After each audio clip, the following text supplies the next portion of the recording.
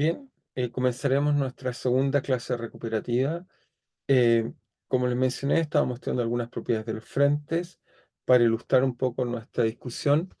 Lo primero que haré entonces es recordarle un poco lo que estábamos mirando. Para eso entonces usaré, digamos, el simulador para mirar un poco lo que estábamos mirando. Entonces, como ya ven, aquí ven la simulación. Esta vez coloqué una ecuación un poco más complicada que la ecuación de Fischer.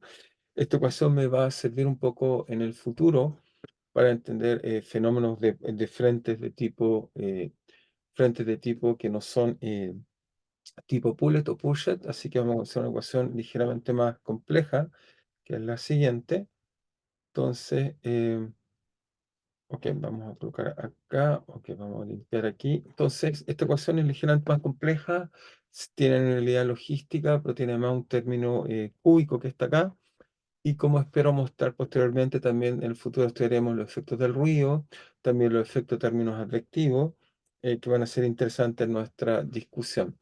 Pero particularmente lo que ya estábamos hablando, bueno, tengo esta simulación, si hago A igual 0, este término no está, eso va a cambiar la nulidad y lo interesante, vamos a ver que en función de A hay un valor crítico, entonces uno transita de frentes de tipo Punnett a Puget, pero eso lo vamos a discutir en el futuro, digamos, un ejemplo se puede hacer cálculos analíticos, así que un ejemplo muy interesante. Pero, entonces aquí, ¿qué es lo que tenemos? Entonces, acá, bueno, podemos ver que el sistema está en la solución que si vemos acá, 0 corresponde a no población. Y en este caso, si hay una condición, una perturbación en el borde, voy a explicar por qué en el borde, podemos ver naturalmente la emergencia de un frente que se propaga. Ahí lo podemos verse propagar sin ningún problema. Y lo otro interesante, como ya sabemos, este frente que queremos estudiar un poco mejor, si yo cambio en este caso la no linealidad, fíjense aquí tengo un parámetro extra, uno se puede preguntar si cambia o no la velocidad. Para pequeño, en realidad para menor que 2, uno puede mostrar que los frentes son de tipo bullet, por lo tanto jalados o tirados. En este caso entonces cuando se propaga, la velocidad no cambia.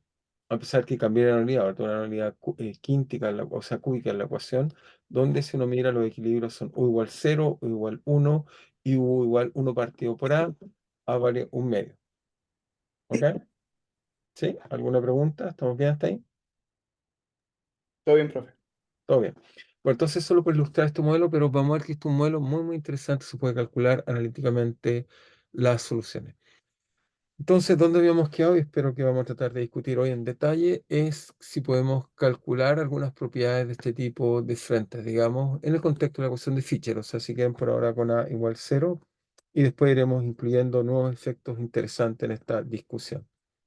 Entonces, para hacer eso, ¿qué es lo que vamos a hacer? Vamos a entonces cambiarnos hacia la tablet para tratar un poco de entender qué se puede hacer analíticamente en este problema que estamos mirando ahí. Entonces voy a ver si nos podemos ir a la tablet. Ok, acabo de cambiar. Ok, supongo que ya les apareció la tablet. Ok, tomen eso, me pueden hacer preguntas o comentarios por el chat, no hay ningún problema. Entonces, la ecuación que estábamos estudiando, entonces era simplemente el modelo prototipo por ahora, pero acá uso un modelo distinto, pero lo tomaré en el futuro con cuidado. Entonces, el modelo prototipo estamos mirando, modelo prototipo, es lo que llamamos ecuación de Fischer.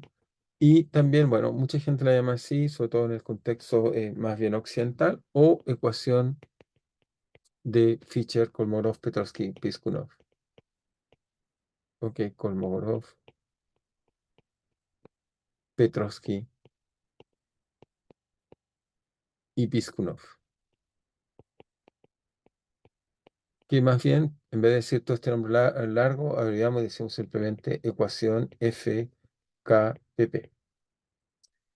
Entonces, esta ecuación, como hemos dicho, era muy simple, la forma dt, por ejemplo, n, igual simplemente un parámetro lineal que lo podemos normalizar a igual a 1 por n, 1 menos n, el modelo logístico que tiene que ver con la población, y teníamos además el delta espacio, en este caso un coeficiente de difusión, delta xn. Entonces, ¿cuál era nuestra idea o qué quedamos en nuestra última clase? Lo estábamos discutiendo era si, ¿qué pasaba si podíamos, ya sabemos que este frente, cuando colocamos el espacio acá, hay una solución que se propaga, ¿ok? con la velocidad mínima, que en este caso la calculamos. La velocidad mínima simplemente dado si hacemos una perturbación acotada de soporte compacto, entonces la forma 2 mu d. Eso fue el resultado que calculamos, digamos, o mostramos. Pero la pregunta que queríamos saber ahora es si podíamos tener alguna estimación de la solución, si podíamos encontrar algún tipo de información de cómo es la solución. Entonces, para eso lo que empezamos a hacer y no logramos terminar, pero vamos a hacer ahora entonces estimación o determinación de la solución no lineal, de la solución viajera. Entonces, determinación de la solución viajera. Entonces, ¿qué es lo que vamos a hacer para determinar la solución viajera? La idea es simplemente tratar de buscar n de x, t, una solución que vamos a llamar nfkpp, de la forma, por supuesto, x menos bt. Entonces, ¿qué podemos hacer? Bueno, primero sabemos que la solución, cuando la escribimos así, usando la idea de D'Alembert, entonces se puede escribir un sistema móvil y por lo tanto, en ese contexto muy simple, la ecuación, digamos, se escribe simplemente como en el sistema comóvil. Entonces la ecuación se escribe simplemente como menos b dz n igual a mu n por 1 menos n más d por, entonces dijimos d z n. Entonces la idea de la teoría perturbativa es la siguiente. Lo que vamos a tratar de hacer en la teoría perturbativa es simplemente tomar la ecuación. Y al tomar la ecuación, lo que queremos hacer es tratar de construir un parámetro pequeño. ¿Cómo podemos construir un parámetro pequeño? Bueno, es bastante simple. Lo que podemos hacer es introducir primero, lo que queremos hacer es, en realidad, la estrategia que vamos a tratar de hacer es tratar de transformar esta ecuación, que es una ecuación de segundo orden en derivada, a poderla transformar simplemente en una ecuación de primer orden en una jerarquía de ecuaciones. Entonces eso lo hacemos primero que nada por medio de entonces introduciendo, digamos, entonces introduciendo simplemente un cambio de escala. Entonces lo que hicimos en clase lo llamé cita, si no me recuerdo bien, cita, entonces lo escribimos simplemente como, lo que queremos hacer es escribir como z, la variable z partido por, en este caso, la velocidad, o análogamente decir que z es igual a la velocidad por cita. La idea de eso es que si la derivada vale cita por b, va a aparecer un b acá, esto va a cancelar este término acá, y eso entonces vamos a ser de orden 1. Es un poco la estrategia. Entonces, cuando hacemos eso, entonces nos va a quedar que haciendo este cambio de variable, la ecuación siempre se escribe como menos d cita a n. Ok, por supuesto, ahora la función no de z, sino de cita. Y acá nos queda mu n por 1 menos n más, y aquí sí va a aparecer, porque hay dos derivadas. Cada vez que hay una derivada aparece un b abajo, y por lo tanto esto nos queda como el coeficiente de difusión dividido por b al cuadrado de cita a cita. Entonces ahí vamos entonces nuestra idea del cálculo que estábamos tratando de hacer. Y lo que vamos a hacer es como v típicamente, notar bien, deberíamos hacer observación, notar bien que la velocidad o la rapidez, típicamente si el módulo de la velocidad es del orden 1, en nuestro caso en realidad es de orden 1, más bien vale, sabemos cuánto vale, vale 2 por raíz de mu d. Si la tasa de crecimiento lineal es de orden 1 y coeficiente de difusión 1 es 2, por lo tanto al cuadrado es 4. Y vamos a suponer que podemos entonces decir que algo dividido por 4 es pequeño. Por ahora lo hacemos formal. Introducimos un parámetro epsilon que después chequeamos que va a ser pequeño. Si no, lo que hacemos es tomamos soluciones con velocidades más grandes. También podemos hacer eso. Recuerden que en continua velocidad, cuando hicimos el cálculo de Moleset, descubrimos que había en realidad muchas velocidades posibles. O sea, habían todas esas velocidades que ahí traté de hacer como un dibujo rápido, que me decían que en función del escarpado tenía esa. Por lo tanto, puedo tomar una velocidad más grande y hacer tan pequeño como quiere ese parámetro. Pero lo ideal es, obviamente, es tratar de atrapar la velocidad mínima, que es la velocidad que uno en la práctica ve experimentalmente muchas veces, digamos. Entonces, ese parámetro lo definimos como d partido por b al cuadrado. Luego la ecuación simplemente vamos a suponer que esto es pequeño. Ok, si d es de orden 1, entonces epsilon es del orden un cuarto, 0,25, y por lo tanto eso es suficientemente chico si lo elevamos al cuadrado. Y si calculamos el mismo número y sus correcciones, digamos, son un 25% más pequeño. Por lo tanto, la ecuación la podemos reescribir de la siguiente forma: de zeta n igual a mu n 1 menos n logística más epsilon de zeta n. Y luego, para resolver esta ecuación que está acá, lo que hacemos es la estrategia tradicional. ¿Cuál es la estrategia tradicional? Simplemente cuando uno tiene una ecuación como esta está acá, a pesar que, hay que tener un poco de cuidado, pero a pesar que la derivada superior está multiplicada por algo chico, hay que tener un poco de cuidado, tampoco es tan fácil en general porque uno va a botar la derivada más alta, pero muchas veces puede funcionar o no, hay que ver un poco si se puede hacer así. Lo que vamos a hacer simplemente es teoría regular de perturbaciones. Entonces vamos a intentar un ANSAT, o vamos a ver si esto se puede resolver como teoría regular de perturbaciones. Si esto no funciona, entonces tenemos que hacer una teoría singular de perturbaciones donde hay que tratar con mucho más cuidado el último término, si es que uno quisiera realmente resolver este problema de otra forma. Entonces, la teoría regular de perturbaciones es muy simple. Uno dice simplemente que n lo va a escribir como n de x, t, lo va a escribir como un n0, ok, más epsilon n1 más epsilon cuadrado n2, etcétera. Uno hace una jerarquía de ecuaciones que van como epsilon a la n por u sub n con n0 hasta infinito a priori. Ok, esa es como un poco la teoría que uno está tratando de hacer en general. Entonces, intentamos hacer eso, colocamos esto en la ecuación, o sea, reemplazamos esto en la ecuación, y lo que hace uno es que va a encontrar una jerarquía de ecuaciones en epsilon. Entonces, al reemplazar el ansat anterior, el supuesto adivinancia inteligente, el ansat anterior en la ecuación, obviamente perturbar, llamémosla por ejemplo por ahora 1, ponemos 1 acá. Entonces, en la ecuación 1 encontramos una jerarquía de ecuaciones. Jerarquía, ok, escribí mal, jerarquía de ecuaciones. Encontramos una jerarquía de ecuaciones, digamos, jerarquía de ecuaciones en epsilon. ¿Eso qué quiere decir? Que yo reemplazo el ANSAT, y al reemplazarlo, entonces fíjense, es trivial, a grosso modo uno diría dz de n, eso debería ser d zeta n0 más epsilon d zeta n1, etc. Entonces uno va encontrando muchos términos, y a su vez al reemplazar eso en la ecuación, es decir, que uno formalmente haría mu igual a n0 más epsilon n1 más epsilon cuadrado n2, etcétera, multiplicado por 1 menos lo mismo. Es decir, me quería n0 más epsilon n1 más epsilon cuadrado n2, etcétera, hasta infinito. Si uno hace ese reemplazo, y lo mismo para la derivada, por supuesto, aquí tengo que agregar epsilon derivada, y la derivada, por supuesto, hacer la zeta n0 más epsilon. Por supuesto, la derivada conmuta con este parámetro arbitrario que estoy llamando epsilon. Y entonces uno debería contar entonces d zeta n1 más epsilon cuadrado de zeta n2, etc. Entonces uno reemplaza simplemente, y la gracia es cuando digo que es una jerarquía, es que uno dice epsilon, dado que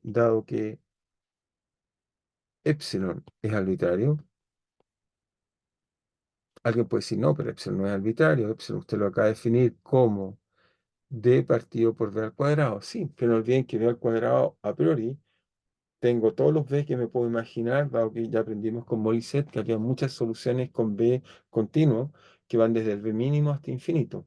Así que a priori mi cálculo debe ser independiente del epsilon. Epsilon, si quieren, está fijo, pero arbitrario, y por tanto los resultados no deben depender de eso. Por lo tanto, eso me permite hacer una jerarquía que la podemos escribir de la siguiente forma. O sea, colecciono de esta ecuación todos los términos que son de orden epsilon a la 0.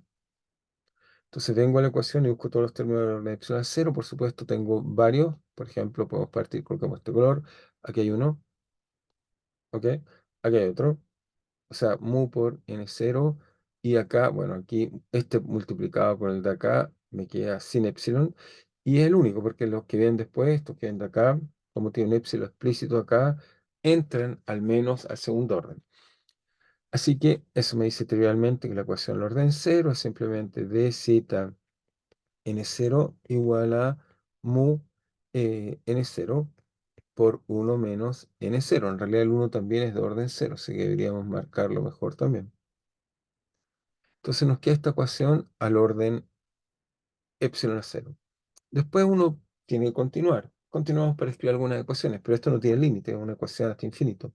Después calculamos epsilon al orden 1, busco todos los términos que son de orden 1. Entonces, solo para ilustrar cuáles son, bueno, aquí tenemos 1, ¿ok? Esto, por supuesto, al multiplicarse con estos de acá, también me da orden 1, ¿ok? Y también, por supuesto, tengo este de acá. Así que eso, el sistema rápidamente me va a tratar de dar una jerarquía consistente de términos. Entonces, veamos qué nos da. Entonces, eso nos da, simplemente nos daría d zeta n1, perdón, n1, sí, n1, eso es de orden epsilon. Después me daría mu, en este caso me quedaría mu n, en este caso n1, ok, eso está bastante bien. Pero de aquí tenemos que tener cuidado con el término cuadrático. Entonces, el término cuadrático, porque hay que tener cuidado en calcular bien cómo el coeficiente, el término cuadrático va a venir de. Entonces, este viene de multiplicar por acá, pero no olviden que eso es igual a colocar, si quieren, me gusta más colocarlo así, como recordando el binomio de Newton, es más fácil. En realidad, uno se debe recordar que la ecuación quizás de partida, lo escribe la ecuación de partida mejor. Acá, en esta ecuación que está acá, uno puede volverla a escribir como simplemente mu por n menos mu por n cuadrado, más por supuesto epsilon derivada. Entonces, este término que está aquí al cuadrado me va a generar términos cruzados todo el tiempo, por eso prefiero colocarlo acá para recordarme bien. Entonces, ese producto que estoy haciendo ahí lo tengo que hacer con cuidado, va a haber más de uno. ¿Por qué va a haber más de uno? Porque por un lado, si es que alguien no lo ve, viene esto multiplicado por esto, pero después en algún lado tiene que estar al revés, y eso cuando n0 de acá multiplicado por ese también me da, aporta al mismo cálculo, así que están los dos. Entonces, eso me va a hacer que entonces venga acá, bueno, primero que nada, menos mu, y del término cuadrático elevado, o sea, esa suma entera elevado al cuadrado, en epsilon el término que tiene que venir es simplemente dos veces el binomio de Newton, dos veces me va a quedar simplemente n1 por n0. Más, acá tengo entonces este término de la derivada, que aparece esta vez por epsilon, así que multiplicado por n0 es de orden epsilon, así que me queda simplemente d zeta n0. Y ahí está. Eso me genera todos los términos de orden n1, que si quieren puedo reescribir la ecuación con más cuidado, solo para escribirla más bonita. Me va a quedar d zeta n1. Lo paso hacia el otro lado, entonces me queda más o menos, como lo quieran ver, más mu n1 por 2 n0 menos 1. ¿Ok? Saco los factores comunes que son mu y n1. Me queda eso, y es igual, por supuesto, a la derivada que está acá en n0. ¿Por qué es mejor escribirla así, entre comillas? Porque, bueno, esta parte acá son todas las funciones en general que dependen de los órdenes anteriores. Acá viene un poco la ecuación que depende de la incógnita hasta ese orden. Voy a escribir la próxima solo para que quede bien por consistencia, pero uno debería seguir escribiendo todas las ecuaciones. Epsilon 2, entonces uno lo hace y hacemos la misma lógica.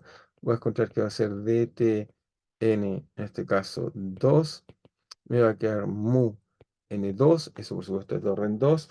Después viene el término cuadrático, entonces uno dice, ok, tengo que colocar el término cuadrático que estaba donde lo dejé, término cuadrático, acá está. Entonces voy a volver a subrayar esta ecuación que la dejé estar subrayada. Entonces acá está la ecuación. Entonces viene esta parte acá, los términos cuadráticos. Entonces en este caso cuando reemplace mu 0 más epsilon, digamos, n1 más epsilon n2, n2, etcétera. Entonces busco todos los términos que me quedan de orden epsilon al cuadrado. Entonces, por supuesto, que me va a quedar? Me va a quedar, por supuesto, mu0 multiplicado por n2. Así que eso sí está, ese término debería venir un término al menos de la forma menos 2 veces mu n0 por n2. Eso es de orden epsilon cuadrado. ¿Sí que está bien? Después con el n1, como es de orden epsilon, la única forma que me aparezca algo de orden epsilon cuadrado, como está al cuadrado, es que sea n1 con el mismo. Y eso el binomio me diría que el término que es proporcional a 1 y me queda simplemente mu por n1 al cuadrado. Y no hay más. De eso, si uno se puede dar cuenta, todas las combinaciones son de orden superior en epsilon, ya considerado las inferiores en epsilon, y ahora me queda calcular la derivada. Pero la derivada, como va con el epsilon, entonces la única posibilidad que me quede epsilon cuadrado es que la derivada, segunda derivada en cita, se aplique a n1, sale un epsilon para afuera, pero por el epsilon que tiene la ecuación acá, entonces por este epsilon que está ahí y el epsilon que sale acá, me queda epsilon cuadrado y por lo tanto no tenemos problema, obtenemos esta ecuación que está así. Y así uno debe seguir calculando hasta infinito. Uno encuentra una jerarquía que uno lo puede seguir calculando hasta infinito. Por supuesto, como estoy haciendo teoría singular, quiero calcular. No quiero calcular que hay solución o converge, lo quiero mirar como la solución. Obviamente lo ideal es calcular el n0, el n1, quizás calcular el 2 y no muchos más, si no, no tiene sentido, porque si epsilon es pequeño, entonces son correcciones muy pequeñas, voy a hacer mucho trabajo para calcular algo pequeño. En principio, uno espera es calcular esto y quizá esto para tener una idea cómo es la solución. Entonces, tenemos la jerarquía, esa jerarquía, entonces, insisto, formalmente uno la puede seguir calculando hasta el orden que uno quiera. ¿Ok? Eso no tiene ningún problema. Entonces, lo interesante, ¿qué es lo interesante? Lo primero que uno debería decir es que de todo esto, lo uno primero debería colocar, la primera observación que uno debería decir es que, y esa es la gracia de este tipo de método perturbativo, es que la única ecuación no lineal es la ecuación de orden epsilon cero. Todas las otras son ecuaciones lineales en sus respectivas variables. Es decir, por ejemplo, el orden 2, esta parte acá es lineal en 2. Y en cambio, esta parte no lineal son funciones de los otros. De hecho, fíjense por la estructura, sin calcular nada, uno formalmente debería decir que al orden n debería encontrar de cita n, n. Ok, bueno, quizás haber colocado un p mejor para no colocar el n, n.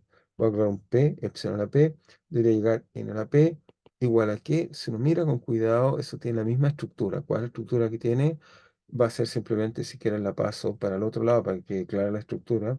La paso hacia el otro lado y tiene factor común mu, ¿ok? O sea, tiene factor común mu, y también tiene factor común el np. Ok, así que va con NP y en segundo factor común de que va a ser siempre 1 menos 2, en este caso 2, en este caso N0, ok. Y eso igual a una función que va a ser función de todo lo que queda, es decir, función de NP menos 1, NP menos 2, hasta N1, ok. En principio. En principio, obviamente uno puede tratar de buscar todas las combinaciones, pero en principio puede ser una función así.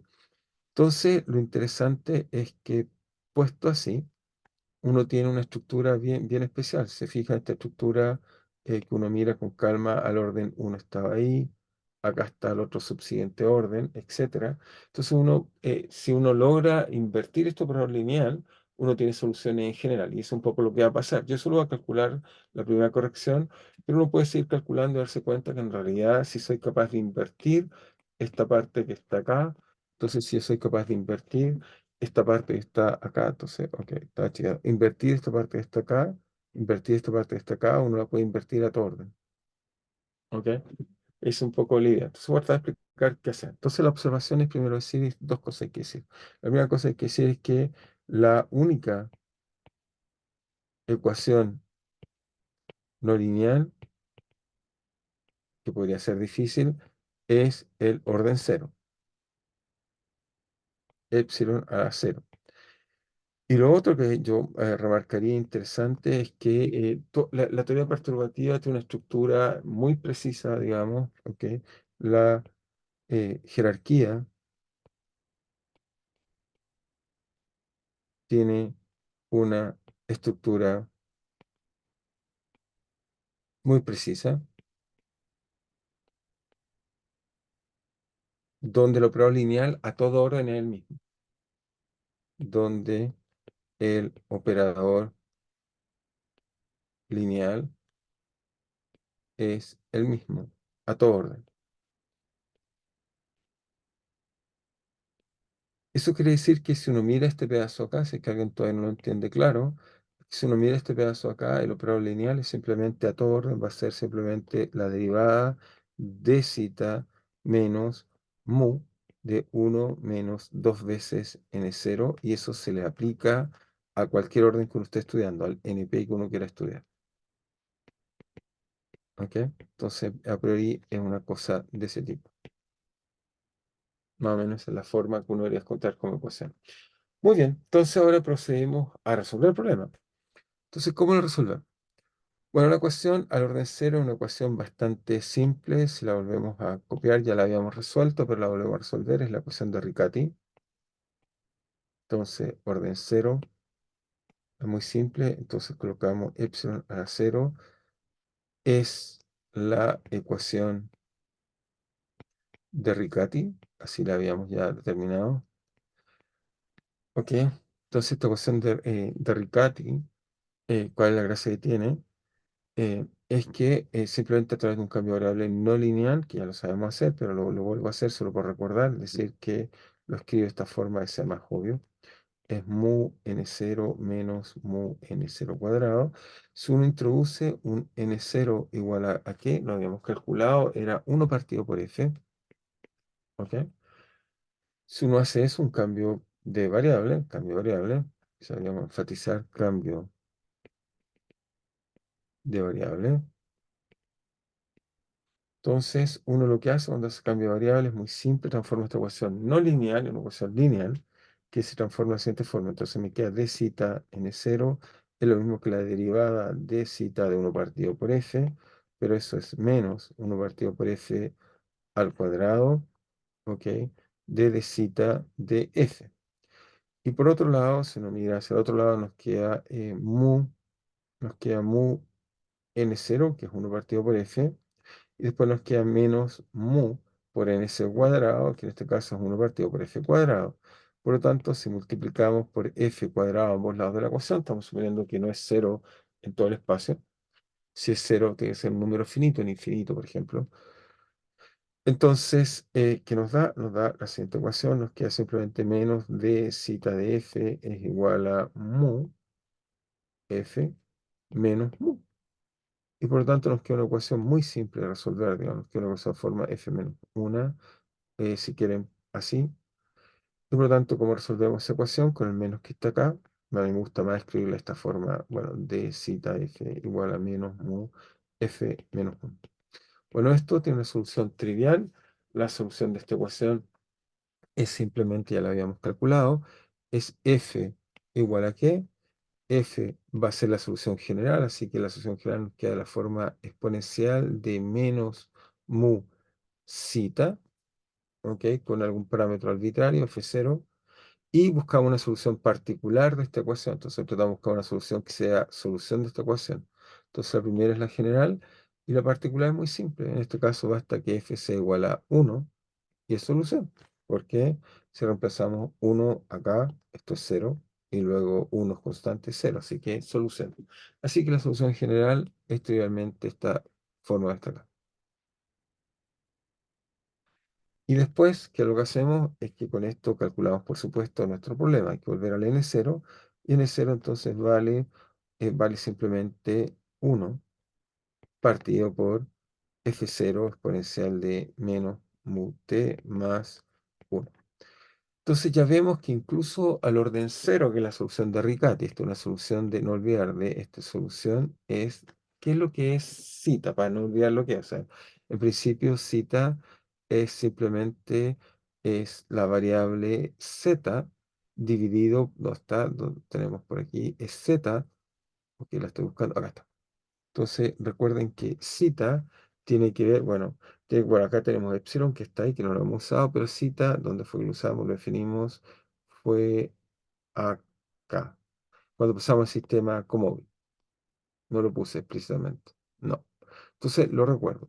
Entonces, cita es simplemente de la forma, primero tengo una ecuación de la forma x, t, que por otro lado lo escribimos como x menos bt, y eso lo llamamos cita. Y en este caso nos dice que la solución al orden cero es que n0 de x, t es simplemente 1 partido por 1 más una constante f0 exponencial de menos mu cita, que tiene un b. No olvidar que hay un b por ahí que usé para usar multiescala, ya me acordé. Entonces tiene acá x menos bt. Anotamos eso, pero también se me olvida que hay un B aquí. Veamos cuál es el B. El B viene cuando hicimos el rescalamiento acá. ¿Dónde está eso? Acá, ac- acá, digamos. O sea, cuando encontramos, porque hasta aquí apareció cita, pero acá está el cambio de ya lo tengo, ya lo encontré. Ahí está. Entonces, cita lo tengo que reemplazar por, vamos a colocarlo con cuidado. Cita lo tengo que reemplazar por B, o sea, por Z dividido por B. Z dividido por B. Y a su vez, z es x menos bt partido por b. ¿Ok? Entonces, eso se traduce en nuestra ecuación que está acá, que al orden cero. Entonces, para no equivocarnos, tenemos entonces acá que nos queda ese mu está malo, entonces nos queda mu por x menos bt partido por b. Así que, en realidad, esta es la solución. Ahora, si uno grafica esta solución para saber, ok, cuán malo es lo que hemos hecho hasta ahora, o sea, uno dice, ¿cómo es esta solución? Bueno, si uno grafica esta solución, ya incluso tiene una solución que no es tan mala, o sea, si uno la mira, incluso al orden cero ya tiene la forma que queremos. O sea, al orden cero.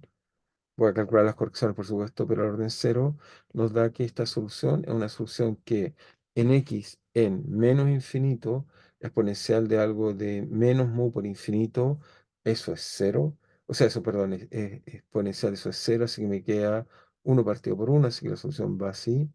Y en más infinito, perdón, lo dije al revés, vuelvo a decirlo con cuidado. x en x en infinito. Entonces, x en infinito, en esta solución que es con 3 me queda exponencial de menos mu x entonces en infinito hace que eso sea cero, así que se va a 1. Así que en realidad la solución la estoy dibujando así. La estoy dibujando al revés. Al revés. Es decir, que debería ser así. ¿Ok? Si lo escribí así, me tiene que quedar así. Y déjeme checar si puse el mu bien. ¿Sí? Eso está bien calculado. Bien. Está correctamente bien calculado. Nos queda, escogí esta solución y no la otra. ¿Ok? Entonces nos queda efectivamente así. O sea, cuando cita que proporciona la x sea infinito, efectivamente eso está en 1. Así que nos queda eso. Y obviamente esta solución deberíamos tomar b negativo, pero bueno, nos queda así. ¿Sí? Si tomo b negativo, tengo que tener cuidado porque eso me cambia el signo. Así que efectivamente, tengo que tener cuidado cómo está dando la solución. Ok, pero ahora calculemos la corrección, que es lo interesante, que es lo que queremos calcular ahora. Entonces, ¿cómo se corrige esto? Entonces, uno dice, ok, tomo el segundo término de la ecuación, que está acá, y la corregimos. La copiamos, la llevamos, digamos, hacia donde estábamos calculando, acá, y la pegamos. Y tratamos de ahora hacer algo con la corrección. Queremos saber cuánto vale n1. Entonces, aquí vamos, solo por recordar, 3, se llama 4. Siempre estoy anotando las páginas para tener un orden. 4, 5. Entonces, ¿qué hacemos ahora? Calculemos esta ecuación. Entonces uno dice, pero ¿y cómo resuelvo esta ecuación? Bueno, uno dice, fíjense, uno queda dt cita n1, ok, me queda eso que está ahí. Ok, ya encontré, ok, creo que cometí un ligero error aquí. Ya me di cuenta de cometí el error. Fue aquí que hice un pequeño error. Aquí hay un menos. Aquí hay un menos. Lo voy a arreglar, para que se quede claro. Aquí hay un menos. Por eso me está quedando el perfil al revés. Hay un menos que viene acá.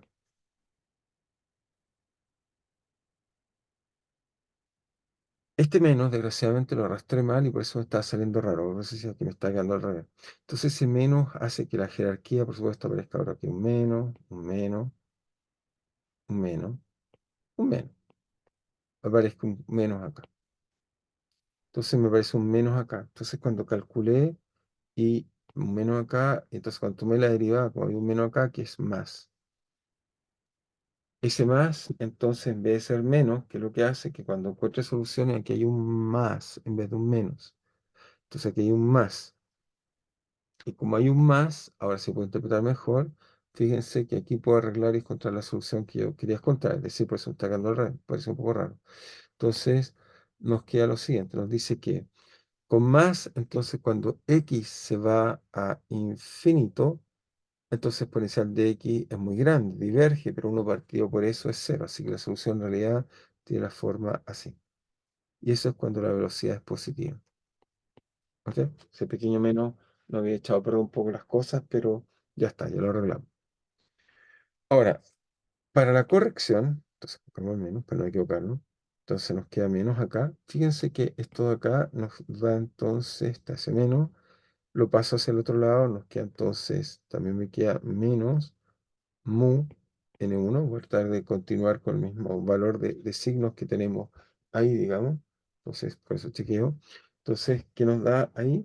Nos da menos menos igual a qué, factor común de qué, de 1, esta pasa hacia queda menos 2 n0, ok, eso es lo que nos debiera quedar, 2 n0, y eso debería ser igual a la segunda derivada de n0. Eso es un poco lo que nos estaría quedando. Entonces, si les gustan los signos, puedo colocar más y menos acá, nos queda eso está acá.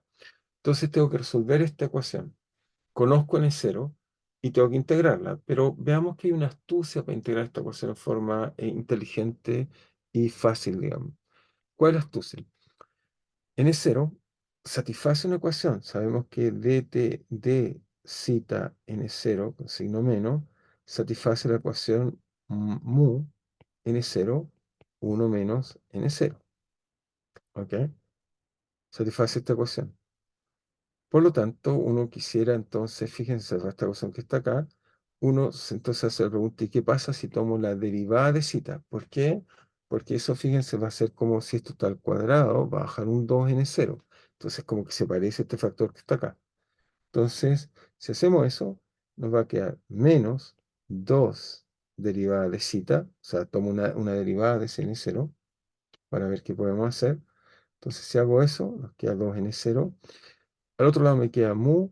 Entonces el primer término, por supuesto, es derivada. Lo coloco factor común. O sea, el mu lo coloco factor común de afuera, pero también la derivada. El primer término me queda, bueno, lo escribo mejor.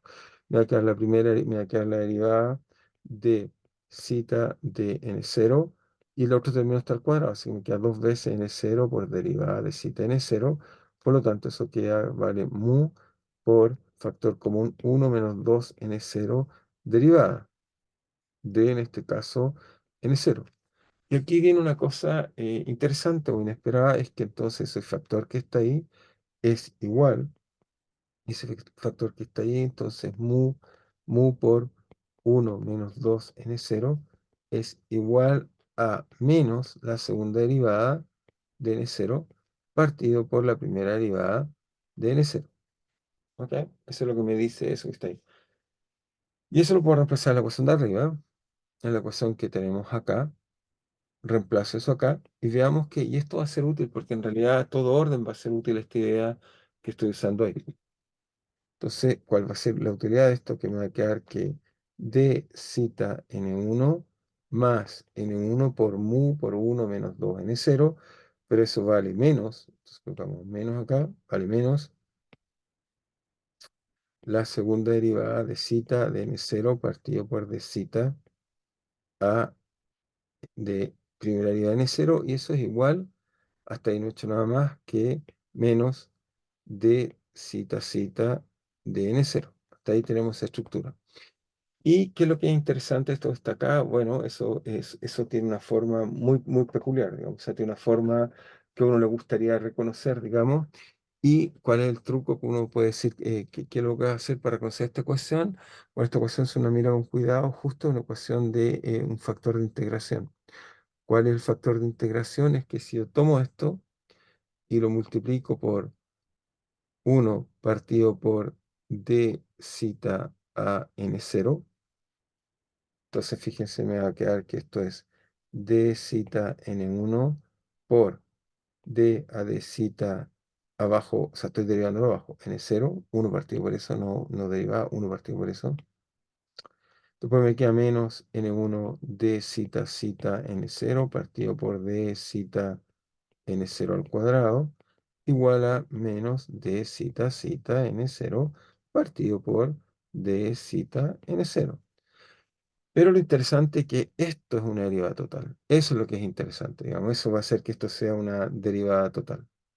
¿Ok? Entonces, eso que está ahí es una derivada total. ¿Por qué? Si uno la mira, eso es exactamente la derivada de zeta de qué? De n1 por 1 partido por d zeta n0. ¿Por qué? Cuando calculo la derivada del primero, me da eso que está ahí. Y cuando calculo la derivada del segundo, me da que como es 1 partido por zeta, me queda menos 1 partido por zeta cuadrado. Y después por la cadena, me queda eso que está ahí multiplicado por n1. Así que efectivamente es una derivada total. Y como es una derivada total, al otro lado, fíjense, también me queda una derivada total. Al otro lado tengo eso de este término que está acá, también es una derivada total. Eso es simplemente la derivada de menos de zeta, ¿de qué? De logaritmo de, entonces, ¿de qué? De zeta a de n0.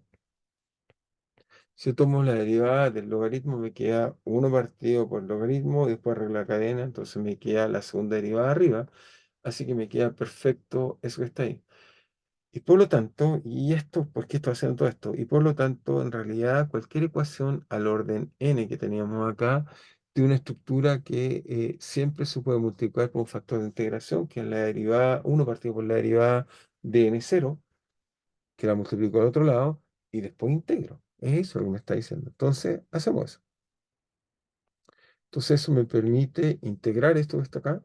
Me permite simplemente decir que n1 por 1 partido por d zeta de n0 es igual a lo que está acá, salvo una constante.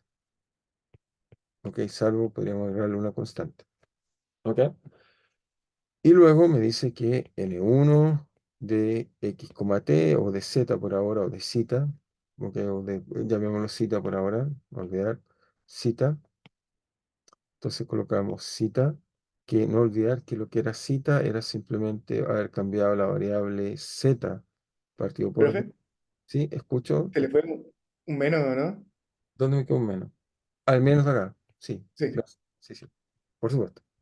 Me queda x menos bt, gracias, Eduardo, por ahí. Entonces divido por b, y al otro lado, fíjense, magia, que me queda que eso es menos la derivada de a de cita de n0 de log de dz n0 más a por la derivada.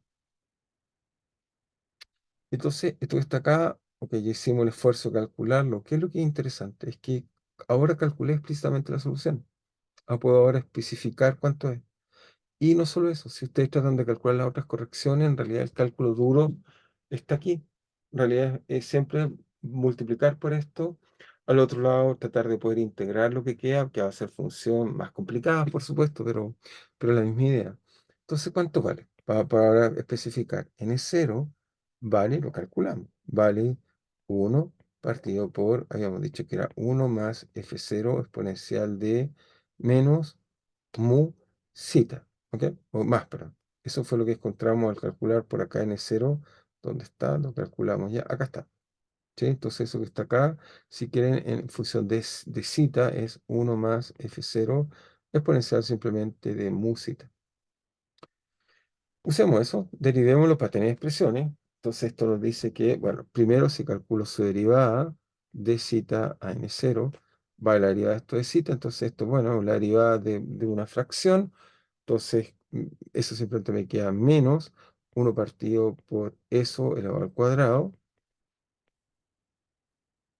Y ahora derivo el argumento, es decir, que tengo que derivar 1 más f0, pero obviamente el 1 es constante, así que me queda f0 por la derivada de exponencial de mu zeta, y eso es trivialmente mu, así que me queda f0 mu.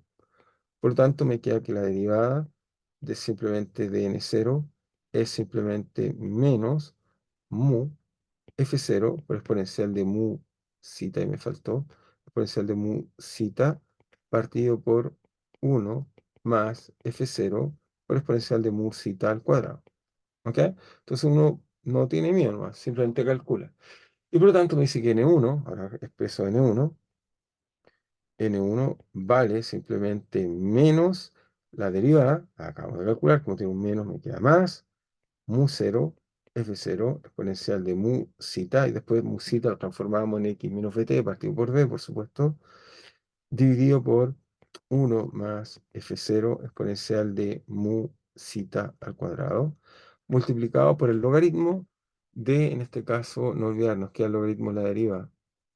Entonces nos queda el logaritmo de esta derivada que está acá, ¿ok? Así que hay que tener cuidado. Bueno, el signo menos hay que tomarlo, por supuesto, con el cuidado respectivo, digamos. O sea, obviamente voy a colocar el módulo para no equivocarnos, pero obviamente solo tiene sentido números positivos el logaritmo. Entonces nos queda, y obviamente uno dice, pero es que la derivada será positiva, sí, no se asusten, tiene que ver con el f0 y el mu, y eso es porque obviamente si la función es así, o sea, la función, hay que graficar el mu cero, pero la derivada de una función así es positiva, en este caso, perdón, es negativa, nos queda la derivada, ok, ahí debe haber colocado el mu con cuidado. Esta derivada acá nos queda negativa, al revés, queda negativa. Nos queda que esto es así. Eso sería si yo graficara la derivada de zeta de n0. Y en café grafiqué n0. Entonces uno dice, bueno, pero entonces, ¿dónde me equivoqué? No me equivoqué, simplemente que integré muy rápido. Entonces, ¿cómo integro menos rápido? Bueno, porque aquí no olviden, hay un menos. Hay que tener cuidado con ese menos que estoy colocando ahí cuando calcule el logaritmo. En realidad, cuando tomar el logaritmo hay que tomar siempre el módulo para estar seguro está bien. Aquí en realidad hay un módulo metido. ¿Ok? Para no, para no tener ese problema, ese signo. Entonces hay un módulo ahí, y ese módulo me dice que acá entonces va mu0, f0, exponencial de mu sigma, y con eso quedamos tranquilos, está bien. 1 más f0, exponencial de mu zeta. Y ya está. Después de esforzarnos un buen rato, calculé n1. Y así puedo después calcular n2 y n3. Entonces, y hay una, el a no lo he colocado. Se me olvidó decir porque no coloqué el a. Fíjense que el a, digamos, o sea, está el a ahí y uno dice, pero, ok, porque, ¿cómo voy a usar el a? Lo interesante es lo siguiente. Entonces, n1 está bien, vale eso. Y tiene, además, habría un a por la derivada. Voy a colocar el a por la derivada y voy a explicar por qué vale cero. Voy a probar a colocar cero y explico inmediatamente por qué tiene que ser cero. Lo que pasa es que la teoría perturbativa, y ahora volvamos hacia atrás, hacia Landsat, para entender por qué vale cero, es la teoría perturbativa. ¿Dónde está? Volvamos hacia atrás, acá. Entonces, la teoría perturbativa, uno tiene una expansión como esta destacada, pero mi solución satisface condiciones de borde muy precisas que las tengo que satisfacer. ¿Ok? ¿Cuáles son las condiciones de borde? Voy a copiarla y lo voy a llevar abajo para poder decir cuáles son las condiciones de borde que necesito satisfacer. Entonces, las condiciones de borde, entonces, ok, no olvidar esto. Este era el ANSAT. Lo colocamos acá y decimos ANSAT. Tenemos que satisfacer que la solución NFKPP satisface que, como tienes una solución, si la hacemos gráficamente, para mirarla como eso, hacemos gráficamente, es una solución que es de la forma siguiente, que en menos infinito, la solución NKPP, FKPP, tenemos que en X en infinito vale cero. ¿Por qué? Porque sabemos que esa solución se tiene que ir a cero, ¿sí? Y por otro lado, sabemos que en menos infinito se tiene que ir a uno. Sabemos que la solución tiene que ser eso. Entonces, NFKPP se tiene que ir en X cuando se va a infinito, menos infinito tiene que ser uno. El problema está que mi solución n0 ya satisface eso. ¿Por qué? No olvidar que n0, vuelvo a escribir acá abajo, n0 vale 1 partido por 1 más f0 exponencial de mu zeta. Por lo tanto, cuando x se va a infinito, sabemos que efectivamente n0 cuando x se va a infinito se va a cero. Y n0 cuando x se va a menos infinito se va a 1. Por lo tanto, eso me dice que todas las correcciones tienen que satisfacer que en infinito, todas estas correcciones que están acá, todas estas correcciones en infinito tienen que ser cero. O sea, todas estas correcciones que están acá, perdón, hasta ahí, hasta acá, tienen que ser cero. Todas, o sea, más menos infinito tienen que ser cero. Por lo tanto, claro, entonces eso me permite escoger el a mi gusto. Por supuesto, la derivada ya se va a cero. Y uno diría, la dejo arbitraria. Pero bueno, como ya tengo una condición, no agrego ninguna condición más, porque el único parámetro libre que tiene el problema, en realidad lo voy a usar en el F0, y por eso me permite escoger como solución. Porque si no, uno dice, hay un problema. Tengo un sistema que tiene dos condiciones de borde y al hacer mi expansión tengo infinitas condiciones de borde que imponer. Esto poner para el N0, el N1, el N2, el N3. Pero por supuesto, uno lo que va a hacer es que se los va a imponer a una. En este caso se lo está imponiendo al N0, se satisface eso. Y todas las otras no deberían tener parámetros libres, porque el parámetro libre lo usé acá. Entonces, todas estas, por construcción, a pesar que uno puede decir, ya, pues trata de construir una solución distinta, pero como esa libertad no tiene sentido usarla, porque ya lo usé acá. ¿Ok? O sea, el problema solo tiene una libertad, no tiene infinitas libertades. Eso es lo que trato de decir. No sé si es claro para todos, pero es una pequeña sutileza en esta teoría de perturbaciones que hay que tener cuidado. ¿Ok? Entonces, usamos esa sutileza, decimos que va a ser, y por lo tanto, esto me dice que luego escogemos, luego, todas las constantes de integración del N1, N2, N3, etcétera, todas, luego todas las constantes de integración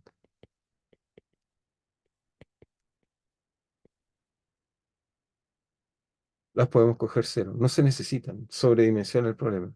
Todas las constantes de integración se deben escoger cero.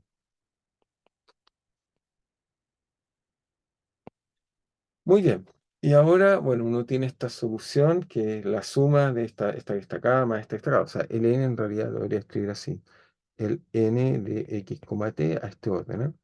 Va como 1 partido por 1 más F0 por exponencial de mu zeta más epsilon. Y uno dice, ¿cuánto vale epsilon? No olvidar, epsilon vale d partido por la velocidad, ¿ok?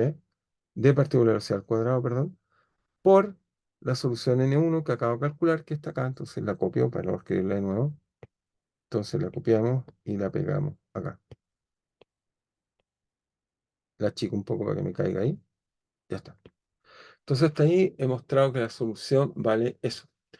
Ahora, no sé si, creo que sí dejé alguna comparación. Déjenme ver si dejé en mi cuaderno alguna comparación. Copió copió la Da- igualdad también. ¿Cómo? Copió la igualdad también como el N1 igual Ah, a... sí, la borro al tiro, tienes razón. Voy a sacar la igualdad. Pero lo que quiero chequear es que quiero ver si hice un cálculo de comparación en las notas, creo que no, pero por ahí lo calculé alguna vez y la diferencia era el orden del 5%. Pero déjeme, estoy buscando si es que hice una comparación en los gráficos. No, parece que no coloqué ninguna comparación, desgraciadamente. Quizás lo dije solo en palabras. Entonces lo que trato de convencerlo es que, ok, vuelvo a la tablet. Ok, ¿dónde está la tablet? Se me perdió la tablet. Voy a volver a colocarla. Entonces, lo que trato de convencerlo es que, voy a volver a la tablet. Es que, ok, ahí está. Entonces trato de convencerlo que esta solución, incluso para la velocidad mínima, o sea, incluso para la velocidad mínima hay que sacar, por supuesto, la igualdad, como dijo bien por ahí, creo que si reconocí bien la voz, era más bien Luciano.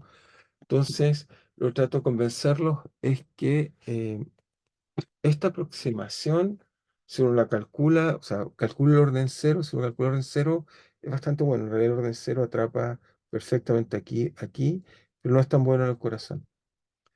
Y esta subsiguiente aproximación ya atrapa bastante bien. O sea, si uno calcula, en realidad la solución de orden cero uno se equivoca del orden del 5% cuando uno calcula integrales, por ejemplo. Pero cuando uno calcula la otra, o sea, eso sería el rojo, sería n cero y el n0 más N1, N0 más N1 por epsilon, ya atrapa algo que es muy difícil de distinguir. Obviamente uno puede seguir calculando y uno puede calcular en realidad la solución como series de epsilon, o sea, d partido por d, en este caso vendría la próxima, que es al cuadrado, etcétera. Pero en realidad ya con esta aproximación es bastante buena. ¿Y cuál es la idea, por lo menos, o el mensaje que les trato de hacer pasar? En muchos problemas, los frentes son soluciones no lineales, son soluciones difíciles, no son soluciones que se puedan calcular para cualquier problema. No es que uno diga, es un heteroclín y las calculo. Calcular heteroclina es un problema global de un punto de vista sistemas dinámicos y por lo tanto encontrar la solución que conecta dos equilibrios. En general, no tenemos recetas, ¿ok? No hay técnicas, digamos, sistemáticas para poder calcular heteroclina. Homoclina hay algunas cosas, pero heteroclina es difícil poder calcular estas curvas no lineales, salvo problemas muy simples, es difícil en general, pero lo que trato de convencerlos que usando este tipo de estrategia, sobre todo si la velocidad marginal es de orden uno puede hacer este tipo de idea perturbativa, generar una jerarquía de ecuaciones y a partir de este tipo de jerarquía de ecuaciones uno puede tener buenas aproximaciones. Aproximaciones que uno a veces puede usar para métodos variacionales, para estimar mejor, o aproximaciones para comparar. Igual uno tiene expresiones analíticas que son una muy buena aproximación de la solución. Y si uno no está contento, uno puede volver a calcular la próxima corrección, que no es mala. Vuelvo a insistir que a pesar que uno diga, ya, no estoy convencido, quiero calcular más porque no es tan chico, incluso la próxima corrección van a ver que esta parte de acá la multiplico por el factor de integración y en general, uno va a descubrir que esto no es casualidad. En general, uno va a descubrir que el orden cero, para casi muchos problemas, va a ser una ecuación no lineal que quizás es abordable, pero después lo interesante es que la teoría perturbativa típicamente tiene que ver con derivadas de la solución de orden cero, y por lo tanto esto siempre uno puede integrar a todo orden. Eso es lo que es interesante. Se puede integrar a todo orden y por lo tanto de aquí saco integral primera. Lo que me faltaría hacer ahora es poder integrar al otro lado. Eso puede ser difícil, pero a su vez, como cada una la voy integrando, a priori conozco N1, N2, N3, y a priori, en principio, debería poder conocer la integral. No es fácil, pero en principio uno podría tener la suerte de poder seguir integrando.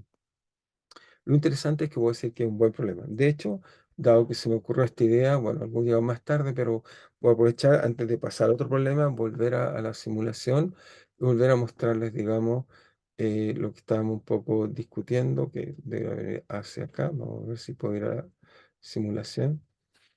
Entonces, por ejemplo, este podría ser un buen modelo. ¿Todavía no aparece? ¿Les apareció en pantalla o todavía no? Solo por si me confirman, porque no Sí estoy se seguro. ve, Gracias, se ve ahí. Entonces, esta ecuación, por ejemplo, es un modelo más complicado de Fisher que se puede hacer muchos cálculos analíticos, es una ecuación cúbica, pero la gracia que tiene es que tiene un cero en el origen, un cero en uno, y el otro cero está en población negativa, así que no tiene ningún efecto sobre la dinámica, digamos. Uno dice, tengo la solución cero, tengo la solución, en este caso, tengo la solución uno y en este caso la otra solución, por ejemplo, si muevo este parámetro A, por ejemplo, lo voy a cambiar un poco para solo ilustrar un poco la idea. Si lo coloco en 0,5 significa que está en U igual a -2.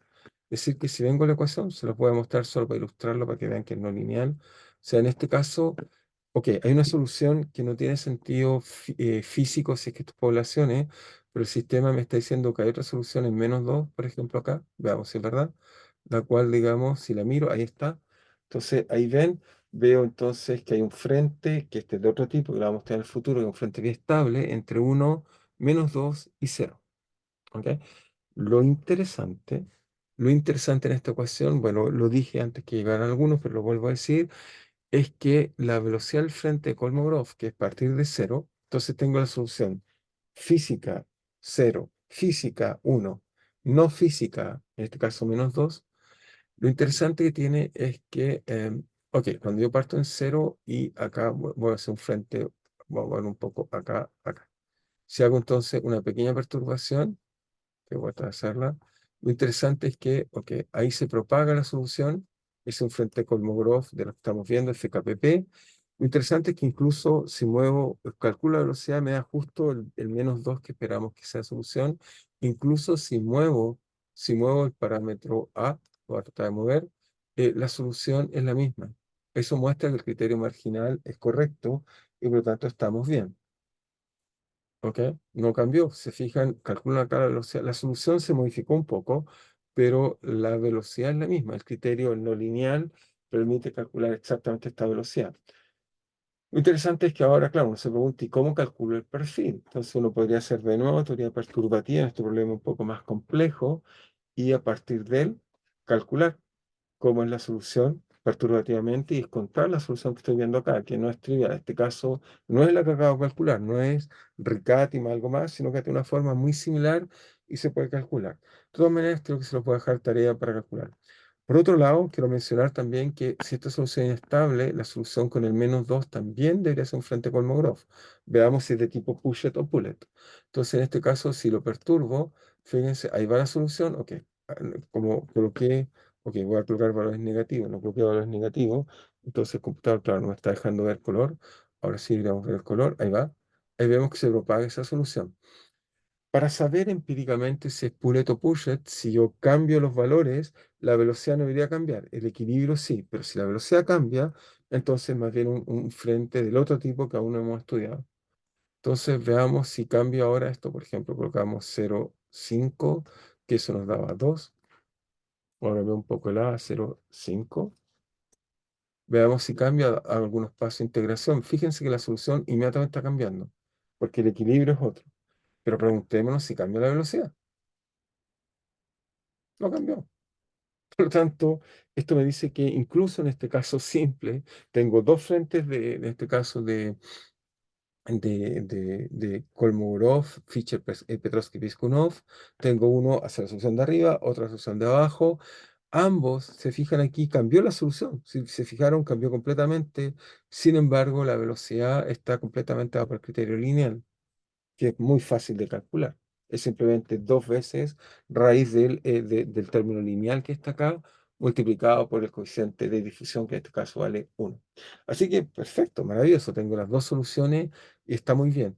Y a diferencia porque me gusta esta ecuación, a diferencia de la ecuación de Fischer-Kolmogorov, cuando uno pone cosas negativas, la ecuación de Fischer se explota, se va a infinito en el lado negativo, de sentido matemático.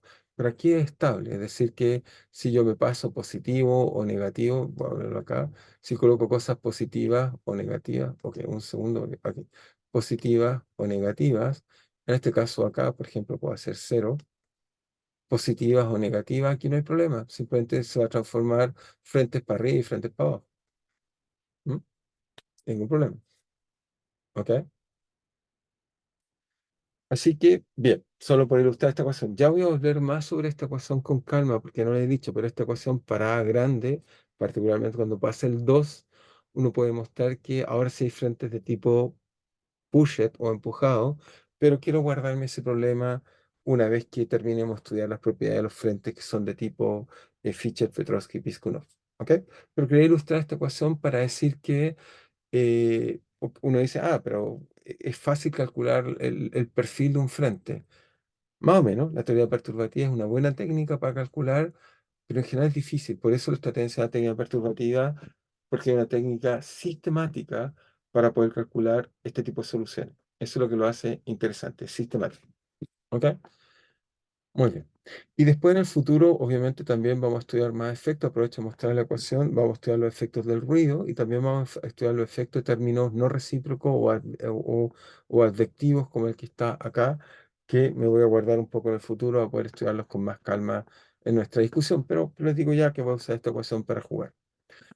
Muy bien. Me devuelvo y me hago otra pregunta entonces. Entonces ahora me devuelvo a la tablet y discutimos entonces lo que vamos a discutir ahora. Espero que aparezca la tablet primero. Parece que todavía no aparece. Ahí está. Ya deberían todos estar viendo la tablet. Entonces, bien. Entonces, anotamos esta observación interesante. Supongo que están todos viendo la tablet por si acaso. Si no la ven, alguien me avisa. Sí, sí. Ok, gracias. Entonces, ¿qué observación deberíamos decir? La primera observación que deberíamos decir es que la teoría singular, la teoría regular de perturbaciones, la teoría entonces regular de perturbaciones parece ser que es un buen método para estar estudiando este tipo de problemas. La teoría regular, regular de perturbaciones es un buen método sistemático, un buen método sistemático de determinar o aproximar soluciones tipo frente, aproximar soluciones tipo frente. Y vuelvo a insistir que calcular homoclinas o heteroclinas en teoría de sistemas dinámicos, no se olviden que esto es una homoclina, es un problema muy complejo en general, no es un problema fácil, porque es un problema global, te conectar soluciones extendidas en el espacio. ¿Ok? Así que esto al menos nos da una buena estrategia para poder calcular soluciones. ¿Ok? Lo que vamos a hacer ahora, siempre te lo he anotado ahí, es estudiar, ok, primero que nada vamos a estudiar la estabilidad, eso no lo hemos estudiado, entonces, ok, ya tengo soluciones, sé que hay una velocidad mínima. La pregunta que quiero resolver ahora es, ¿cómo es la estabilidad? ¿Cómo es la estabilidad de los frentes de Fischer-Kolmogorov, Petrovsky y Piskunov? ¿Son estables, inestables? ¿Y cómo argumentar que las veo? FKPP. ¿Ok? Entonces uno se quiere preguntar si son estables o no este tipo de soluciones. Entonces, para hacer esto, uno dice, bueno, ya hemos aprendido que la teoría lineal, si muestro que algo es estable, entonces usamos esa estrategia. Entonces simplemente usamos teoría lineal. La teoría lineal de estabilidad lo que nos dice es que debo tomar una solución n de x, t, tomo la solución nfkpp de x menos bt, y esta vez la perturbo por una nueva función, ok, voy a llamarla psi, ok, de x, bt, y lo que tengo que tratar de calcular es cómo se comporta la función psi, si tiene autovalores que crecen, explotan, o tiene autovalores que no explotan. Entonces, ¿qué es lo que hacemos? Bueno, volvemos a la ecuación de Fischer como Petrovsky Piskunov. Ok, entonces estamos en la 9 aquí, esto era 10, volví a colocar un 10 ahí. Ok, pasamos acá y teníamos un 10, se volvió. Entonces, acá colocamos 11. Entonces, lo que vamos a hacer es lo siguiente. Entonces, tomamos la ecuación, entonces, dtn igual a mu n menos n, 1 menos n. Y entonces, ahora le sumamos también, por supuesto, el Laplaciano. Entonces, uno lo que debiera hacer en esta cosa es simplemente decir, bueno, reemplazo esto y linealizo. Entonces, linealizamos. Linealizamos. Y cuando linealizamos, ¿qué es lo que pasa? Entonces obtenemos que dt psi, ¿ok? Es igual, bueno, la parte linealizada de acá, el término mu psi.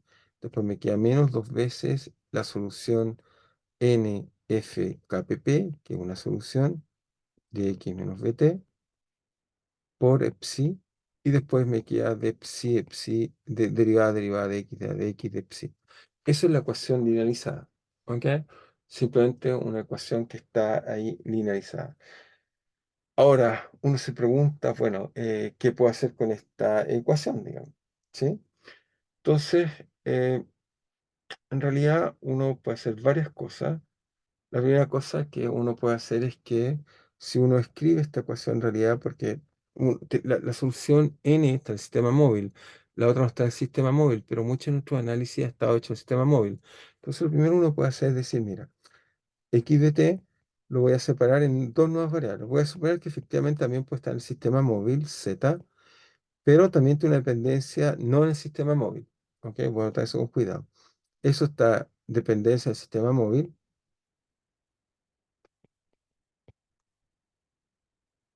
Ok, que es simplemente decir que z igual a x menos bt. Tengo el derecho a simplemente estoy reescribiendo mis variables, pero ¿por qué me conviene usar las variables del sistema móvil? Porque hemos estado estudiando mucho esta solución y las propiedades que tiene. La solución NFKPP es solución del sistema móvil. Recuerden que en realidad la solución que tenemos es esta, o sea, la solución que estamos calculando satisface que menos b, particularmente la velocidad mínima, pero si no cualquier de las velocidades posibles, es de la forma dz n fkpp, me faltó una acá, fkpp, fkpp igual a NFKPP de mu por 1 menos NFKPP más la derivada de z dos veces de n de FKPP. Entonces, fijan, mucha información que tengo en mi solución, en realidad la conozco en este otro espacio. Por eso entonces a uno como que le conviene estudiar este problema más bien en el sistema móvil, a pesar que vamos a estudiar soluciones que no acompañan el sistema móvil. Por eso entonces hago esta separación donde voy a insistir que está el sistema móvil y esta parte de acá no está en el sistema móvil. Esta acá es tiempo, ¿no? ¿Ok? Entonces ahí sí escribo una cosa general, esto es el sistema móvil y el sistema no móvil. Cuando hacemos eso, entonces, ¿qué es lo que nos da? Bueno, si hago eso, me va a quedar simplemente dt psi, eso no tengo ningún problema escribirlo así. Me va a quedar la derivada menos b dz normal, no cita dz, dz, una derivada en el tiempo normal, otra derivada del sistema móvil, de psi igual a mu psi. Es lo único que va a cambiar eso. Voy a separar esta vez con cuidado la dependencia explícita. Menos dos veces NFKPP, pero esta está en coordenadas z, así que la escribo NZ, psi, más d zeta zeta. ¿Y por qué lo escribo así, digamos, y debiera gustarme así, digamos? Porque obviamente tengo esta ecuación de acá, entonces uno tiene una ecuación que, si quieren, uno podría escribir así.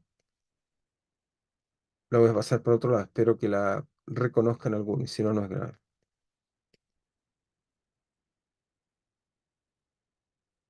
De psi, tengo más b de psi, y acá tengo más derivada de psi de psi, o sea, derivada de z de psi. ¿Cuál es la gracia? Bueno, esta ecuación, si uno busca el ANSAT tradicional, busco soluciones ANSAT para entender la estabilidad, obviamente a toda una ecuación habría parciales lineales, lo que uno hace es tratar de buscar soluciones de autovalores propios, entonces usamos el ANSAT normal, decir que psi es la forma, ok, coloco un psi 0 de z por exponencial de lambda t, ¿ok? Y cuando hacemos eso, encontramos, por supuesto, algo que nos es un poco más familiar, es que simplemente nos queda lambda psi, ¿ok? Que es renormalizar el mu, pero déjenme escribirlo así para que quede claro. Menos 2 NF de zeta de psi más b de zeta de psi de psi. Ok, ¿por qué lo escribí así? Bueno, supongo que se acordarán, pero si no, se los digo yo. Este tipo de ecuación escrita así, ¿se recuerda a alguien qué ecuación era esta? Si no estuviera este término que está acá, todos me dirían, bueno, es una ecuación trivial, es una ecuación de Schrödinger en un potencial. O sea, el potencial estaría dado por este término n, z y lambda, o si quieren la energía, sería este lambda, y sería el análogo. O sea, estaríamos diciendo que este es el análogo, voy a insistir, lo vuelvo a pintar. Entonces, esto te va a hacer lo que este sería un análogo si B es cero, es una ecuación de Schrödinger.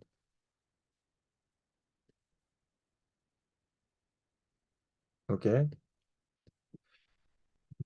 Pero con potencial a todo esto.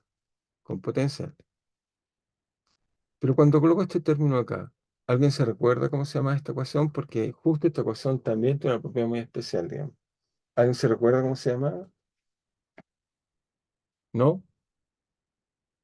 Ok, yo se lo recuerdo si no se recuerdan. Lo han aprendido en sus cursos de métodos matemáticos de la física. Se llama una ecuación o el operador que tenemos acá. Si quieren, uno lo puede escribir así. Lo va a escribir como a uno le gustaría escribir en sus cursos de métodos matemáticos de la física. Uno le gustaría escribir esto como lambda, si quiero, menos lambda más mu menos 2 f kpp más v de a de z más dz de z, y todo eso aplicado a psi igual a cero. Bueno, eso es un operador, esto que está acá es un operador conocido, se llama simplemente, o a esta ecuación, le llamamos ecuación de Sturm-Liouville.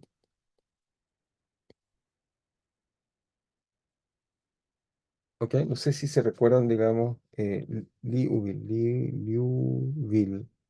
¿Ok?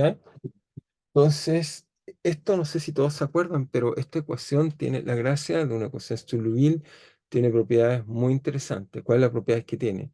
Que una ecuación de Sturm-Liouville, que son ecuaciones unidimensionales o tienen z, tiene autovalores, bien, autovectores bien definidos, pero lo más interesante es que los autovalores están ordenados. Es decir, que el que tiene el modo, la autofunción que tiene 0, 0, el autovalor de energía más alta, después el que tiene un 0 tiene energía 1, después el que tiene dos ceros tiene energía 3, etcétera. Tiene una propiedad muy, muy útil para, bueno, que usamos mucho en mecánica cuántica y que, bueno, nos permite separar los niveles de energía exactamente. Por supuesto, cuando ya están degenerados, dejan de ser operadores tipo Sturluville. Pero cuando tenemos un problema Sturluville, tenemos, digamos, la propiedad, digamos, propiedad, que es una propiedad muy interesante y la aplicamos mucho en mecánica cuántica, es que simplemente, bueno, pues yo digo un caso particular, pero tengo una propiedad que los, au- las autofunciones, en realidad autofunciones, o autovectores, no sé cómo le llaman, las autofunciones, es decir, los psi de lambda. Primero que nada, los psi de lambda, haber dicho que lambda está discreto, están ordenados. ¿Ok? No solo están ordenados, uno puede mostrar que, bueno, cuando en la caso de ecuación de Schrödinger tiene que bajar un i. En este caso no necesitamos bajar el i. En este caso son puramente reales, pero tenemos que estar ordenados y son discretos. Es decir, sin todavía ni siquiera entrar a analizar el problema, por el solo hecho de ser un problema de Sturluville, sin decir cuál es el NFKPP de Z que voy a usar, sé inmediatamente un montón de propiedades. Esa es la gracia de ese tipo de operadores y por eso lo estudiaron, supongo, mucho en sus cursos de método, donde aprendieron que, por ejemplo, el lambda 0, ok, va a ser mayor que el lambda 1, pero la propiedad más importante que tiene es que si yo grafico la autofunción 0, tiene que ser una función que no tiene ceros. Eso es lo que lo hace tremendamente interesante. Y después, si yo grafico la función del término 1, entonces esa tiene al menos un cero. Y si grafico la del f, si grafico la subsiguiente, tiene dos ceros, y etcétera, etcétera. ¿Ok? Supongo que se recuerdan de las propiedades de este tipo de operadores. Y si no, bueno, lo hago recordar, pues son muy importantes por este tipo de cosas, digamos. Entonces son importantes porque tengo lambda 0, y esto es mayor que lambda 1 y mayor que lambda 3, lambda 2, y etcétera. ¿Ok? Entonces tiene esta propiedad muy, muy entretenida, estos operadores de Sturluville, y por eso son súper entretenidos. Entonces uno cuando lo estudia, sobre todo en mecánica cuántica, uno si le coloca una función que tiene tantos ceros, uno inmediatamente sabe qué nivel de energía es, y etcétera. No son degenerados y están, digamos, ordenados. ¿Ok? ¿Es claro para todos? Solo por recordar, solo para chequear que se recuerda esta propiedad, porque la voy a usar ahora. ¿Está bien? ¿Todos se recuerdan? Solo si alguien me confirma. Sí, profe. Ujú. Muy bien. Entonces, ¿cómo uno estudia la estabilidad de un operador tipo Sturleville, que muchas veces aparece o algo así? El secreto está es que si yo logro encontrar alguna autofunción, ordeno inmediatamente el problema. Entonces, ¿cómo uno ordena el problema? En este caso, ¿cuál es el truco que uno va a hacer? Bueno, es lo siguiente. Fíjense lo que tengo. Tengo la entonces, para estudiar la estabilidad, usamos la siguiente estrategia. Entonces, para estudiar estabilidad,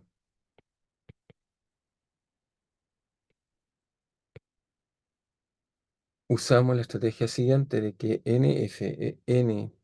NFKPP satisface la siguiente ecuación. Satisface la ecuación menos B de, menos B de Z de NFKPP igual a N mu NFKPP por 1 menos NFKPP.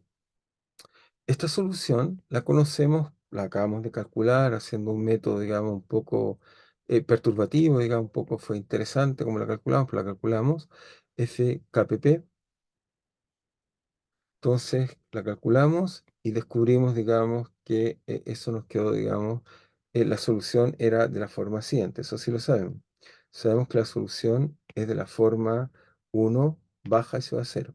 Cuando colocamos X y aquí colocamos N de F K P P. Si quieren de Z en este caso, para que sea consistente con lo que estoy escribiendo ahí. Z. Entonces, lo que voy a hacer ahora es, fíjense, voy a tomar la derivada. ¿Por qué la derivada? Esto tiene que ver, obviamente, con una propiedad profunda, geométrica, pero tomo la derivada y después explico la propiedad profunda. Si tomo la derivada de esto, entonces me queda que menos b, ¿ok? Si quieren, voy a tratar de parecerme al de acá. El b donde lo dejé acá, acá. Lo dejé para el otro lado, entonces lo paso para el otro lado. Voy a sumar hacia el otro lado. Tomo la derivada, acá me quedaría, si tomo la derivada de esta parte de esta acá, me quedaría simplemente este término derivado una vez más. Así que me queda eso, me queda acá, entonces me queda de a de z y lo pasé para el otro lado. Todo esto va a ser igual a 0. Después me queda más mu por la derivada. Así que factor común, la derivada que la voy a colocar al final. Después tengo n al cuadrado, tengo nfkpp al cuadrado, así que me queda menos 2 mu nfkpp, ¿ok? Multiplicado por la derivada, factor común. Y la segunda derivada, una derivada me queda tercera derivada, así que me queda como operador de a de z, ¿de qué cosa? Todo esto aplicado a la derivada de NFKPP es igual a 0. ¿Ok? Como es solución, la derivada satisface esta ecuación que acabo de escribir. Si ahora miran esta ecuación y miran la ecuación que escribí para psi, son iguales, salvo que lambda es 0. Son iguales, salvo que lambda es 0. Por lo tanto, me dice que, y eso es lo interesante, me dice que la autofunción psi igual a derivada es la solución del modo fundamental.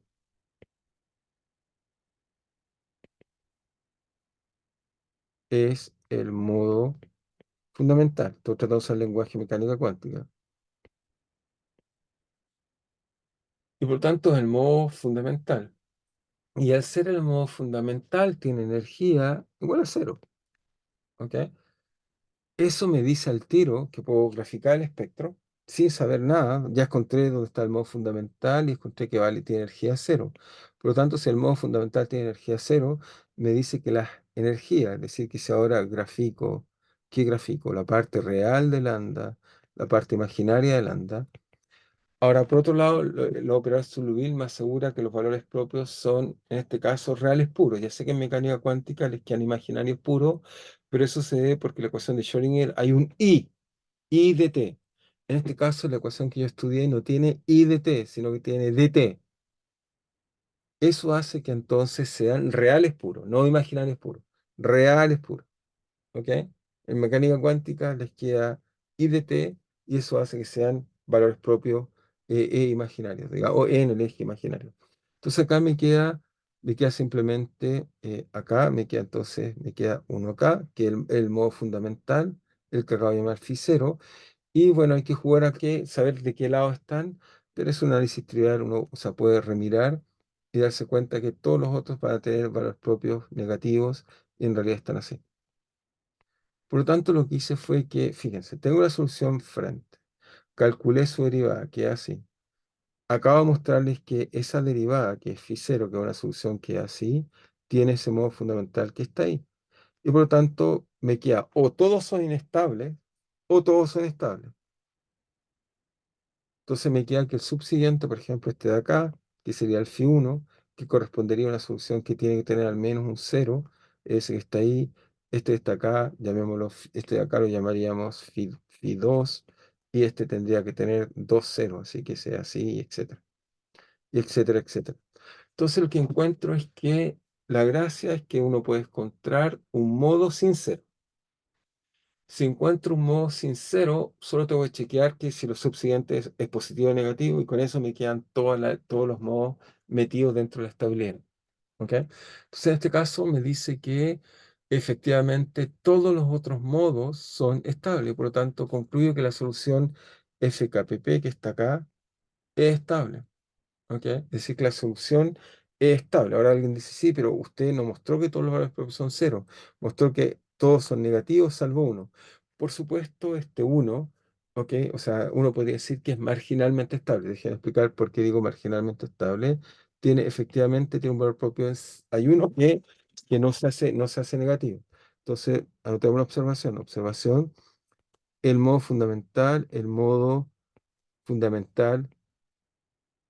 no decae. ¿Qué quiere decir que no decae? Porque su valor propio es cero, no decae. Ahora, la razón por la cual no decae es por una propiedad de simetría. Este modo, este modo no decae por razón de simetría.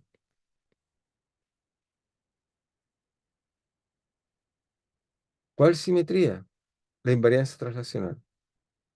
Lo explico al tiro.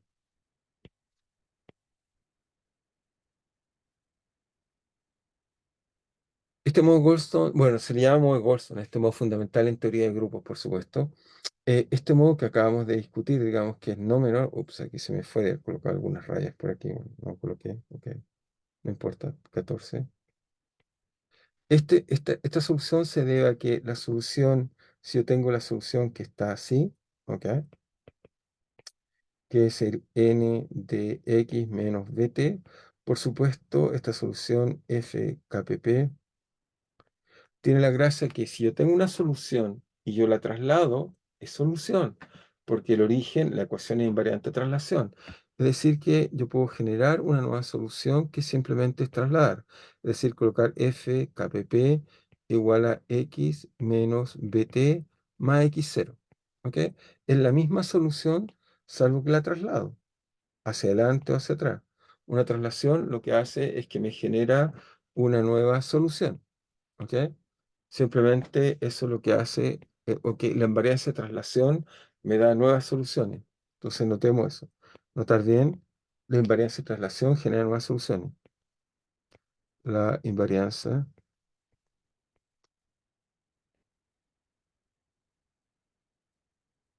genera nuevas soluciones.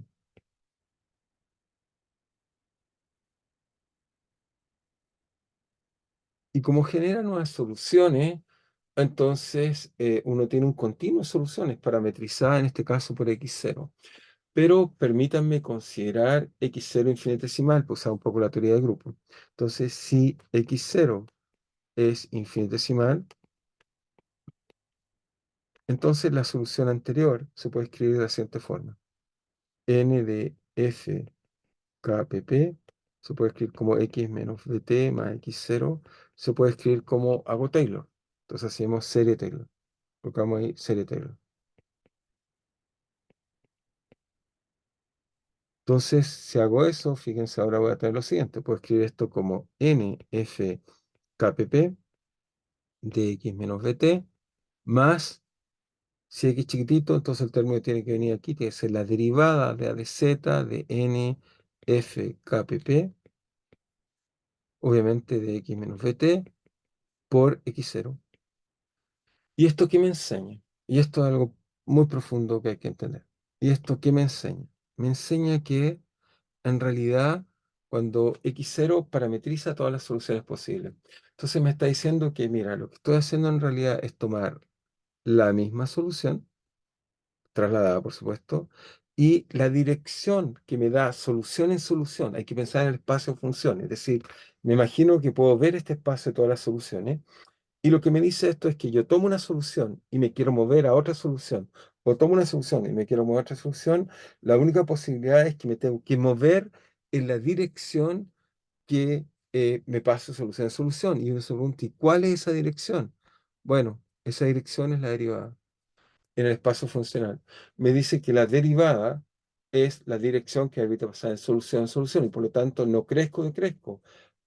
Si yo logro tomar una solución y la perturbo en la dirección de las derivadas, la solución simplemente no crece ni decrece, se traslada, pasa de solución en solución.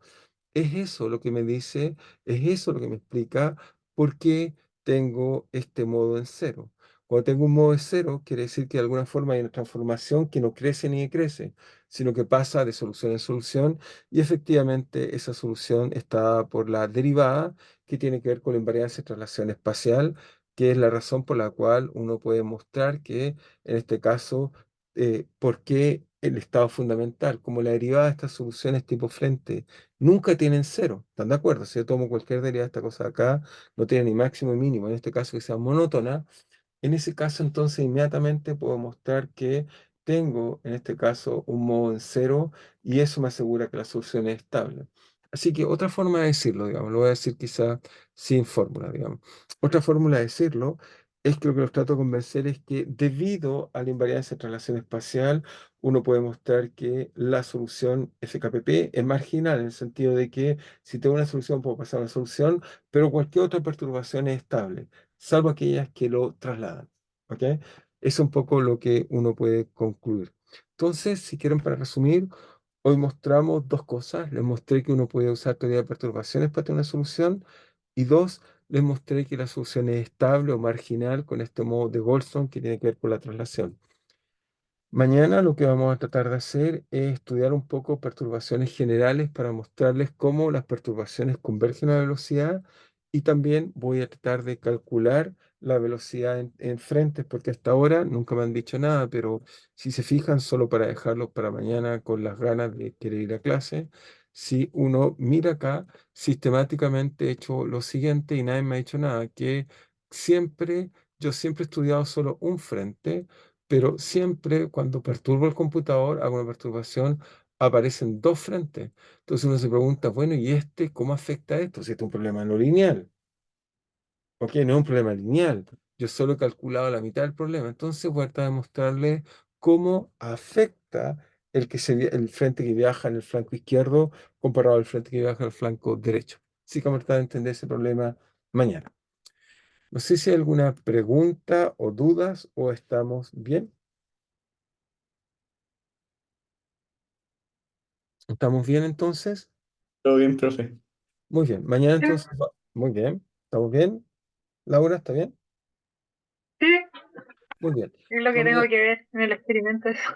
ok, bueno, vamos a chequear. Obviamente va a afectar un poquitito, pero voy a tratar de mostrar cuánto afecta y vas a ver que muy rápido no afecta en la práctica. En realidad, salvo el tamaño del cuesco, cuando al principio están y se ven, afecta, después es exponencialmente despreciable. Pero lo voy a calcular, más entretenido calcular, porque así uno queda tranquilo.